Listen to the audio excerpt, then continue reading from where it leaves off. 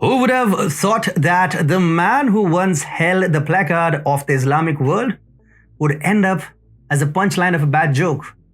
Karma has finally caught up with him and it is hitting him hard. With his downfall looming, Recep Tayyip Erdogan can only revel in the sweet symphony of his impending demise. Namaste and welcome to the New World Order with me, Atul Mishra. Let's begin. US and European countries have poured billions of dollars in aid and weapons to the war as a bait to instigate Russia. After Sweden and Finland ditched NATO, it is that in the army general.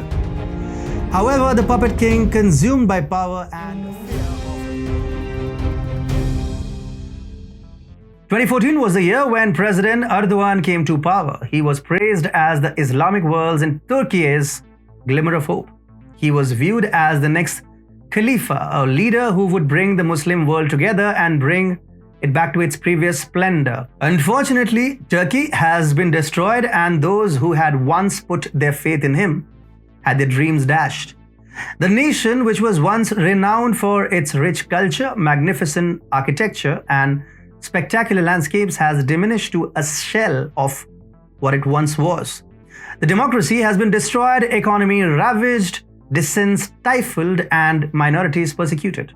The once bustling streets are now characterized by fear and uncertainty, and the future of the nation appears gloomy. However, despite all the destruction, there is still hope. It's 2023 and May 14th is the day for Turkey to take a step back and reflect on what's truly important. The nation is heading to elect a new president, and honestly, Erdogan's chances to win elections are 100 to 1 shot. According to current polling data, Kemal Kılıçdaroğlu, the presidential candidate of the Turkish opposition, is ahead of President Tayyip Erdogan by more than 10 percentage points ahead of the May 14 elections, which many consider to be the most important vote in Turkey's history. Whereas Erdogan's AK party or AKP and its allies are trailing the opposition coalition, known as the Nation Alliance, by at least 6 points in the race for the Turkish parliament. The People's Democratic Party, HDP, which is pro-Kurdish, is still comfortably above 10%. The possible Khalifa is frantically trying to save his face because at this rate, Erdogan will undoubtedly lose the elections, and it seems even Almighty is not willing to save him anymore. He's only being made more despicable by the episodes. Recently, Turkish President Recep Tayyip Erdogan cancelled a live TV interview in which the broadcast was abruptly brought to a halt. After a 20-minute break, he returned to say he had serious stomach flu after 2 days of intense campaigning.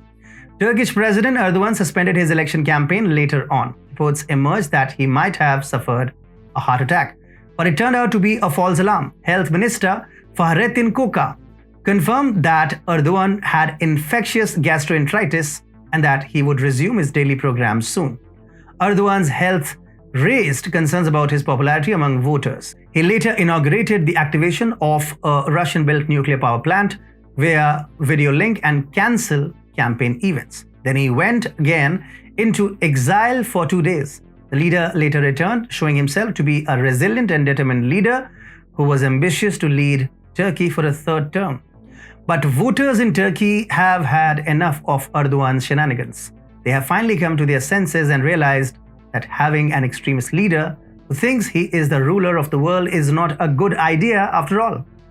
Erdogan seems to be oblivious to the fact that his cheap tactics won't work this time around. He can try all he wants to garner sympathy, but the people of Turkey have seen through his charades. It is about time that Erdogan faces the music and accepts his defeat. So let's sit back and enjoy the show as the voters put an end to this nuisance once and for all.